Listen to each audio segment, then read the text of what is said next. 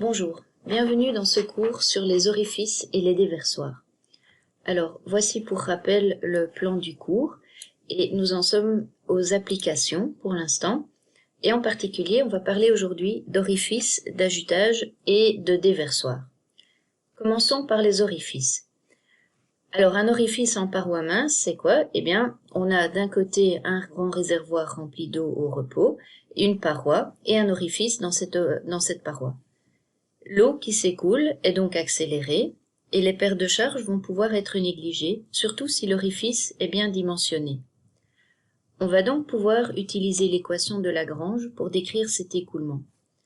Pour rappel, l'équation de Lagrange dit que l'équation de Lagrange a été développée en liquide parfait et elle nous dit que la charge est constante partout dans l'écoulement.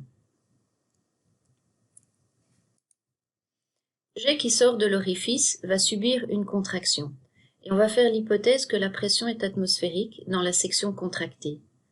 On peut donc écrire l'équation de Lagrange entre les points A, ici, et M dans le jet, et en déduire la vitesse.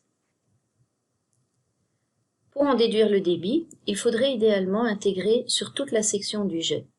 Mais le problème, c'est que la profondeur h, les profondeurs aux divers points du jet, ne sont pas bien définies. On va donc prendre un point représentatif de l'écoulement, et pour ça, on va choisir le centre de gravité de l'orifice, qui est situé à une profondeur grand H sous la surface libre. Ensuite, pour le débit, pour le calcul du débit, il ne faut pas oublier de prendre en compte la section MA, donc la section contractée. Finalement, le coefficient de contraction M va être remplacé de manière plus générale par un coefficient de débit, mu. Ce coefficient de débit va prendre en compte toutes les autres imprécisions et les éventuelles pertes de charge qui auraient lieu dans l'écoulement. On voit qu'ici, pour un simple orifice en paroi mince, pas profilé, rien de spécial, on a un coefficient de débit de 0,597. On peut nettement améliorer ce coefficient de débit en profilant convenablement l'orifice. On voit que si on prévoit un ajutage bien profilé qui va guider le jet, on évite la contraction et on évite donc les pertes supplémentaires. Tout ceci peut évidemment aussi être utilisé pour des vannes de fond, qui sont également des orifices en fait. Ici, on voit qu'en fonction de la manière dont la vanne s'ouvre, le coefficient de débit va évoluer, puisque la contraction et les pertes de charge sont également modifiées. Une formule possible est celle-ci. C'est une formule parmi d'autres pour calculer mu dans un cas particulier, où on fait intervenir notamment la valeur m du coefficient de contraction, donc 0,61 ou 0,62 qu'on avait déjà vu précédemment. Si l'orifice est noyé, on peut aussi appliquer tout ça. Si on néglige les pertes de charge, on va pouvoir écrire l'équation de Bernoulli entre un point A à la surface dans le réservoir et un point M dans le jet. Si les filets fluides sont parallèles dans l'orifice, on peut dire que la cote piézométrique en M est égale à la cote piézométrique en N, est égale à la cote piézométrique en X, puisque là, on a deux zones de fluide au repos, en fait, de part et d'autre du jet, et donc égale aussi à la cote piézométrique au point B qui se situe à la surface libre, et donc égale tout simplement au niveau ZB. Du coup, la vitesse peut être calculée comme ceci, où la différence ZA moins ZB vaut en fait H, la différence de niveau entre les deux points. Et on en déduit le débit comme ceci. Voici un exemple d'utilisation d'un tel orifice pour un évacuateur de crue de demi-fond sur le barrage Kariba, sur le Zambèze. Alors, on voit qu'on a ici des orifices qui sont fermés par des vannes. Donc, lorsque le niveau d'eau monte trop haut dans la retenue, on ouvre les vannes et on laisse l'eau s'échapper comme ceci. On voit que ça peut donner lieu à des jets assez puissants. Et dans ce cas-ci en particulier, les jets sont tellement puissants qu'ils ont provoqué un affouillement important, donc un creusement important au pied du barrage, plusieurs dizaines de mètres jusqu'ici, ce qui pose des problèmes qui sont encore à l'étude actuellement. Souvent, on a recours à des modèles réduits pour dimensionner ce type d'orifice, le jet et les protections qu'il faut mettre à l'aval du barrage. C'est le cas qu'on voit ici pour un modèle réduit d'un barrage au Pakistan. Voyons maintenant ce qu'on peut dire des déversoirs. Le déversoir le plus simple est le déversoir en paroi mince. Donc on a simplement une paroi et l'eau s'écoule par-dessus. Donc on a un jet libre qui s'écoule par-dessus et qui s'écarte de la paroi. On peut schématiser la situation de cette manière-là, et cette description est due à Bazin. Donc on parle du déversoir en paroi mince ou déversoir de Bazin. Comme l'écoulement est accéléré, on peut faire l'hypothèse que les pertes de charge sont nulles. Et on a aussi comme hypothèse le fait qu'il y a forcément la pression atmosphérique ici, mais également dans cette poche d'air sous le jet. Dans la description, il faut encore parler de P, qui représente ce qu'on appelle la pelle du déversoir, donc la hauteur du déversoir. Dans beaucoup de cas, on va considérer que cette pelle est infinie, ça veut dire qu'on a en fait un réservoir très profond ici, dans lequel on va pouvoir faire l'hypothèse que la vitesse d'approche de l'eau est négligeable, et donc considérer pour la charge uniquement la profondeur d'eau. Par contre, dans d'autres cas, on verra que si la pelle du déversoir est relativement petite, la vitesse ici ne va plus pouvoir être négligée. Dans ce premier cas, ce qu'on va faire, c'est essayer d'estimer la vitesse au point B, donc un point dans le jet, en écrivant l'équation de Bernoulli entre A et B. Comme on a fait l'hypothèse qu'on avait la pression atmosphérique de part et d'autre du jet, on suppose aussi qu'on a la pression atmosphérique dans le jet. Et donc, PB va être égal à 0. Ce qui fait que l'équation peut s'écrire comme ceci, et on en déduit la vitesse au point B.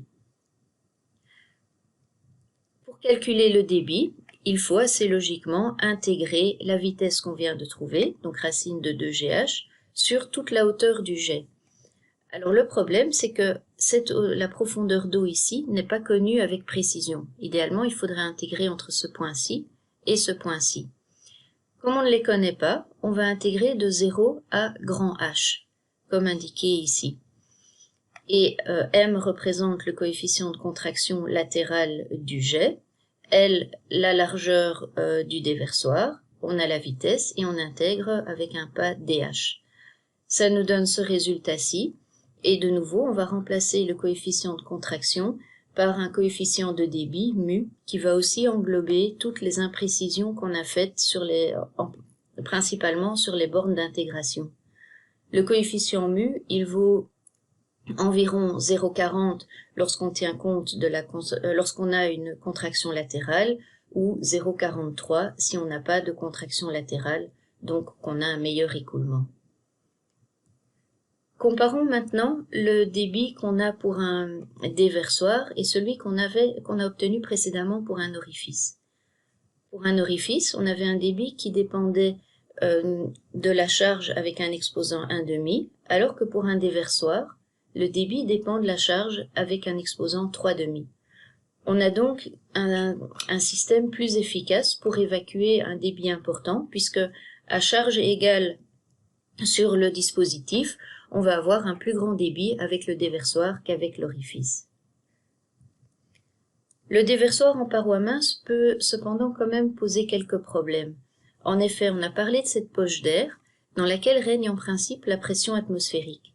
Seulement, en pratique, à cause de l'écoulement d'eau, l'air va être progressivement entraîné et cette poche d'eau va disparaître jusqu'à ce que le jet se retrouve à coller complètement contre la paroi, comme ici. En termes d'écoulement, c'est pas vraiment défavorable puisque la dépression qui se crée ici va en fait attirer plus rapidement l'écoulement. Par contre, on va avoir des dépressions et des battements sur le parement du déversoir qui, eux, ne sont pas idéaux pour sa stabilité. On va voir ici une petite vidéo qui a été réalisée à l'ENGES en France et qui illustre tout ceci. Alors la vidéo démarre et on voit qu'on a rempli assez rapidement le réservoir amont et puis que l'eau se met à s'écouler au-dessus du déversoir et elle colle complètement à la paroi. Vous voyez le dispositif jaune qui est en dessous? Eh bien, il va servir à un moment à injecter de l'air et grâce à cette injection d'air, la poche va pouvoir se reformer, c'est-à-dire que le jet va se décoller de la paroi du déversoir. Donc pour l'instant, il colle encore et voilà, on a injecté l'air et du coup, le jet s'écarte de la paroi. En pratique, dans les déversoirs, on va essayer d'éviter ce collement du jet parce que à cause des problèmes de pression et de battement, ça peut endommager le déversoir. Et donc on va installer ce qu'on appelle des renifleurs, donc des moyens d'injecter de l'air en continu sous le jet, ou alors séparer aussi le jet avec différents plots, comme on le verra sur certaines illustrations. Ou encore une autre idée, toute simple, qui est simplement de matérialiser, donc de construire en béton, la forme inférieure du jet, comme ceci. Donc on va construire un déversoir qui épouserait exactement la forme du jet libre, de manière à avoir une pression équivalente à la pression atmosphérique, donc une pression neutre sur le déversoir, mais en empêchant le collement du jet. Alors pour trouver cette forme, eh bien on va simplement utiliser les équations de la balistique. On va travailler avec un déversoir dont on suppose qu'il a une profondeur infinie, donc un réservoir avec une profondeur infinie, ce qui fait qu'on va pouvoir négliger la part de la vitesse dans la charge à l'amont. Et on va placer notre repère sur le sommet de la trajectoire du jet, avec Y dirigé vers le bas. Les équations de la balistique sont données ici. On peut éliminer le temps et du coup décrire la courbe Y en fonction de X comme ceci. Il nous reste à déterminer la vitesse V0. Et pour cette vitesse, on va travailler de la manière suivante, racine de 2G fois H, une valeur moyenne. Quel est le choix le plus logique? Eh bien, on va tout simplement prendre la moitié de la charge, H0,5, comme valeur représentative pour calculer V0. Et en remplaçant ça dans l'expression du profil du déversoir, on obtient cette équation-ci, qui est donc une courbe du second degré, ce qui veut dire que le déversoir aura une forme de parabole. Alors cette forme a été adaptée évidemment par plusieurs personnes, cette forme purement théorique. On a notamment ici une adaptation par un ingénieur italien qui a modifié légèrement l'exposant, ou encore Krieger, un ingénieur américain qui a proposé cette formule encore largement utilisée à l'heure actuelle. Krieger a notamment aussi proposé divers abacs pour pouvoir dessiner à n'importe quelle échelle un déversoir. Par exemple, ici, c'est une sorte de déversoir unitaire, donc on a une charge H à l'amont unitaire, 1, et pour cette charge unitaire, les dimensions du déversoir sont données ici. Donc si on a un déversoir qui doit fonctionner sous une charge supérieure, eh bien il suffit de mettre à l'échelle toutes les dimensions du dessin. Krieger a aussi décrit un peu plus en détail ce qui se passe lorsque le déversoir a une pelle qui n'est pas infinie. Donc dans ce cas, comme on l'a dit précédemment, la vitesse à l'amont ne peut plus être négligée. Et on voit qu'ici, dans le terme grand H0 qui est la charge à l'amont, on retrouve V carré sur 2G, donc la part de la vitesse dont il faut tenir compte. Krieger a également proposé une description plus détaillée de la courbure de l'amont du déversoir, où on a deux morceaux d'arc de cercle avec des rayons différents. Alors, tout ça est valable pour un déversoir qui fonctionne dans les conditions nominales, comme on l'a dit, donc un débit Q0 et donc un coefficient de débit mu0 qui, dans le cas du déversoir de Krieger, vaut 0,492. On a évidemment aussi pour ce débit nominal une charge nominale H0 qui est connue. Mais que se passe-t-il si on s'écarte de ces conditions nominales? Eh bien, regardons d'abord le cas où la charge est supérieure à la charge nominale H0. Dans ce cas, le débit va être supérieur au débit Q0, mais le jet va aussi avoir tendance à être plus tendu. Donc si on calculait simplement par balistique le jet libre, on aurait un jet comme le jet en trait pointillé ici. Or, le déversoir est construit selon cette ligne continue bleue. Donc, comme le jet ne va pas pouvoir se décoller de la paroi parce qu'il n'y a pas de singularité géométrique, on va avoir une dépression qui va s'installer sur cette partie puisque le jet a envie de se décoller mais ne peut pas se décoller.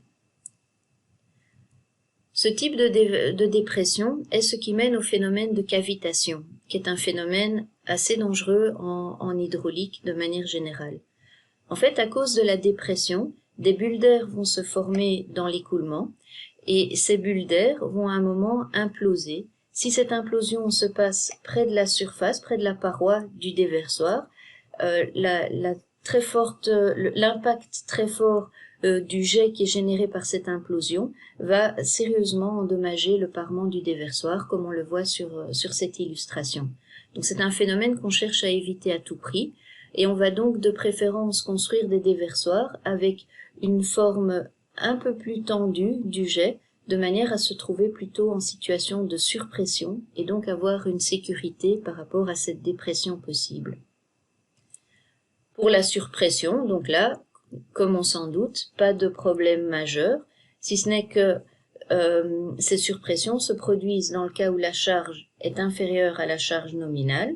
On a donc un jet qui a tendance à être plus tombant, donc moins tendu qu'avant, ce qui va générer une surpression sur le parement du déversoir.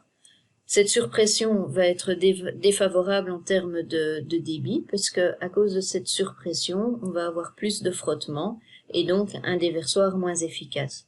Mais par contre, du point de vue de la stabilité, c'est plutôt favorable parce que le béton résiste bien en compression. Donc là, il n'y a pas de souci. Alors, pour décrire l'évolution du coefficient de débit en fonction de la charge, on a cette petite formule qui nous montre la variation de mu en fonction du rapport H sur H0 par rapport à la valeur nominale mu0. Voici un exemple d'un tel déversoir où on a la partie qui suit la loi du type Krieger ici au-dessus et puis un jet libre qui tombe.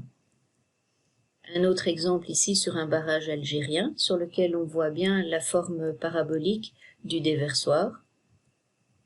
Et un autre exemple ici au Maroc, où on se rend compte avec l'espace libre laissé entre la crête du déversoir et cette passerelle ici au-dessus, qu'on peut s'attendre à des charges H0 vraiment importantes, puisque c'est toute cette eau qui doit passer en dessous de la passerelle.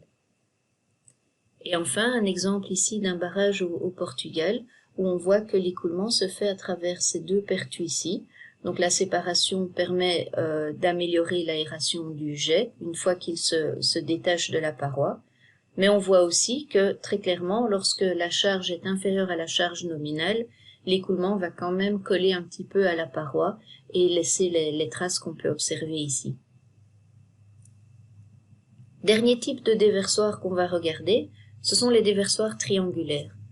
Alors pour les déversoirs triangulaires, on va commencer par donner quelques éléments de description de géométrie. On va les décrire à partir de l'angle d'ouverture alpha ici. En fonction de cet angle alpha et de la profondeur d'eau h, on peut décrire la largeur grand L à la surface libre et la largeur B à n'importe quelle profondeur h sous la surface libre. Avec ces données, on peut exprimer le débit. Donc pour exprimer le débit, on va intégrer de 0 à h, la largeur du déversoir, donnée par cette partie-ci de l'expression, fois la vitesse sur chaque petite tranche de hauteur dh. Ça nous donne cette expression-ci en fin de compte. Et en rassemblant tous les coefficients et en tenant compte des éventuelles pertes de charge, on exprime le débit comme ceci, avec un coefficient de débit mu, qui dans le cas du déversoir triangulaire vaut environ 0,30. Si on compare maintenant les trois déversoirs qu'on vient de voir, ou avec les deux déversoirs plutôt avec l'orifice, on se rend compte que l'orifice donne un débit qui dépend de la charge avec un exposant 1,5. Le déversoir rectangulaire donne un débit qui dépend de la charge avec un exposant 3,5. Et pour le déversoir triangulaire, on a la charge avec un exposant 5,5. Donc en fait, pour le déversoir triangulaire, ce qu'on voit, c'est qu'il va être beaucoup plus sensible à une variation de la charge, à une variation du niveau d'eau amont. Une petite variation va provoquer une variation de débit qui va être beaucoup plus facile à déceler. Et c'est la raison pour laquelle ce type de déversoir est utilisé soit en laboratoire, lorsqu'on veut des mesures plus précises, donc on veut pouvoir décrire plus facilement une variation de débit pour une faible variation du niveau amont, ou alors pour des petits bassins versants dont on veut mesurer le débit à l'exutoire.